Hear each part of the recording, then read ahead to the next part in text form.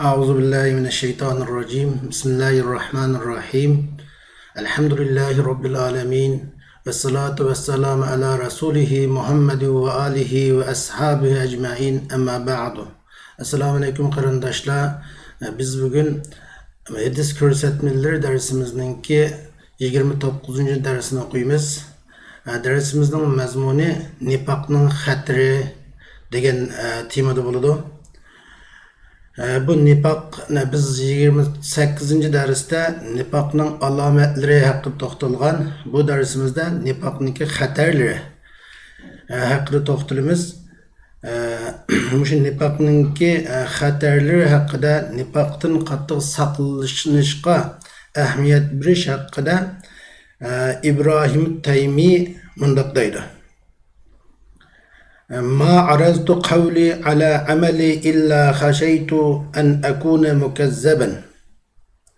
İbrahim Taymi deydi ki, men sözümni ameliyetimge udullaştırırsam lekin üzemnin yalğanğı çıkarılgıcı, yine süzemnin əmeli şərtimi yalğanğı çıqağın mındaq bop qilishimdan endişi qiliman, qorquman deydi. Endi bu İbrahim Taymi bu nəhayət katta alim, yine tabiilərdən bolğan şu zühdi ve ibadet bilen məşhur olğan bir alim. Yani Həccacının səbəbi bilen turmada vafat tapqan katta alimlardan bulup tabiilərin içindən bu deydi ki, benim şu sözlerim əmeliyetimge mında siliştirirsem, üzemnin, sözümün əmeliyetimge uygun bolmağanlığı işin bək endişi qiliman, bu şu arqılıq nifaqqa çüp qilishimdən bək qorquman degen. Yani o özünün əmelinin, özünün sözüge ne yalğanğı çıqağa çüp qilishdən qattiq qorqqan. Endi Muşaqda Huzayfa radıyallahu anhudan rivayet qılındı ki, Huzayfa mundaq deydi. Munafiq İslamni tasvirlaydi, ameliyatı İslamga amel qilmaydi. Yine ağzida gap var, ameliyatida yo'q deydi. Bu vaqtda Umar ibn Xattab radıyallahu anhudan bayon qılındı ki, o mundaq deydi. Men sizlarga qo'rqadigan narsaning eng qo'rqinchliroqi bilimdar munafiq, yine ilmi boğan munafiq degende etrafındaki sahabeler degen ki munafiq qandaqski alim buludu, yine bilimdar buludu, o bilimlik olsun munafiq olamdı degende Ömer radıyallahu anh degen ki o hikmetlerini sözleydi. Sözlüsü ağzından hikmet durdanıla tükülüdü, emniyette kişilerge zulüm kılıdı. Ya ki sözlegende davranıp münkerini sözleydi bilip durup degen. Yine bu vaqtda Abdurrahman ibn Amril Avza'i deydi ki, mümin sözünü az kılıdı, emelini köp kılıdı. Ama münafık sözünü köp kılıdı, emelini az kılıdı degen. Yani bunun bu eserlerden kırvalımız ki, yani şu sözümüzün emeliyetimizge uygun bulmasa bize nifaqlıq şekillenip kaldığallığını sözümüzün emeliyetimizge uygun buluşuqa qattiq tirishimizin lazımlığını kırıla alayımız. Yani ağızda var, emelde yok bu qilishdan saqlanishimiz kerakligini hem düşünüp alayımız. Yani Muşaqda Hasan-ül Basri radıyallahu rahimahullah'dan rivayet kılındı ki, o deydi, nifaqdan mümin endiş kılıdı, münafık hatırcem buludu. Nifaqdan her qandaq mümin nifaqdan qorqudu, ama münafık onunla nifaqdan hatırcem bulup yaşaydı degen. O Hasan-ül Basri yeni bir bayan kılıngan yeni bir rivayette deydi ki, zemin yüzüde yaşayan bir mümin bulurken o nifaqqa çüp qilishdan qorqudu, ama münafık bunundan korkmaydı degen. Yani o Hasan-ül Basri deydi ki, nifaqdan korkmagan adam münafık buludu. Men lem yakhaf an-nifaq fa huwa munafiq degen.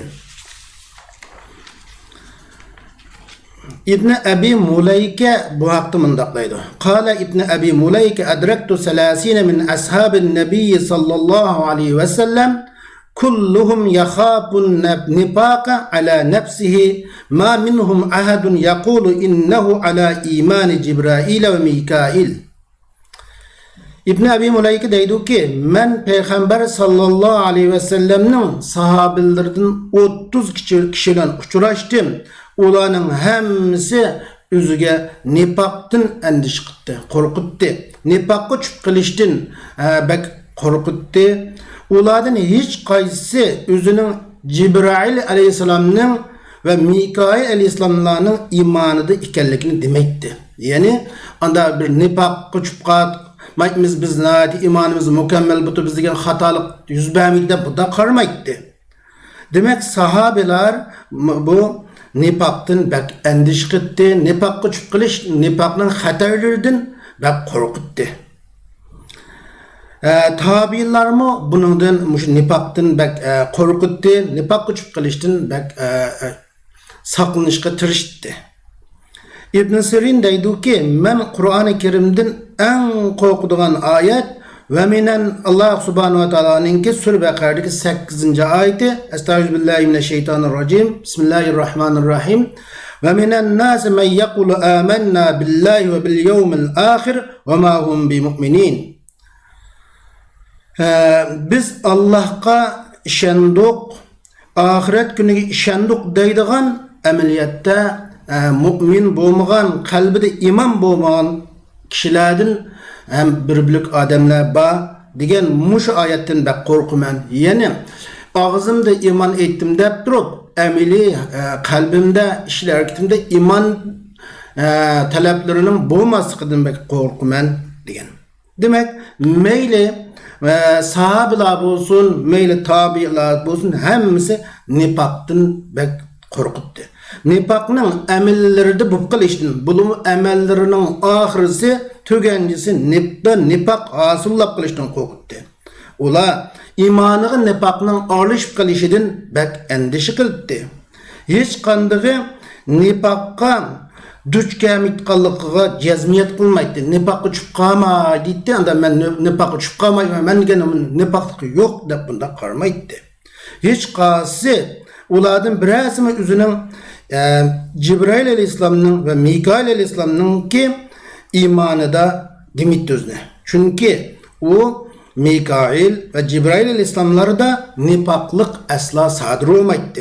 Çünkü ular da günah sadır olmaydı. Çünkü ular günahdan haliydi. Ama bu meyli sahabeler olsun, meyli tabiler olsun, ular günahdan masum olmağaçqa nifakı çıkıp qilishdan bek endiş qilgan. Şuna her kanda bir kişi buluşumuzdan kat'i nazar meyli çoğun, meyli küçük, meyli alim ya adet kişiler buluşumuzdan kat'i nazar nifakı çıkıp qilishdan sözümüzün ameliyatimizge uygun bolmaslıkıdan ihtiyat qilishimiz, dikkat qilishimiz kerak. Şunu bu dersden xulosalaymiz ki sözümüzün ameliyatimizge uygun bo'lishini yakunlay olamiz. İkinci birisi, yani mümin az sözlep köp amel qiladiganligi, münafık köp sözlep az amel qiladiganligini ko'ra olamiz. Allah subhanahu wa ta'ala hemmimizni nifaq amellerinden saqlasın, sözlerimizden ameliyatimizga uygun buluşuğa nasip kılsın ve ahir da'vana enelhamdülillahi rabbil alamin.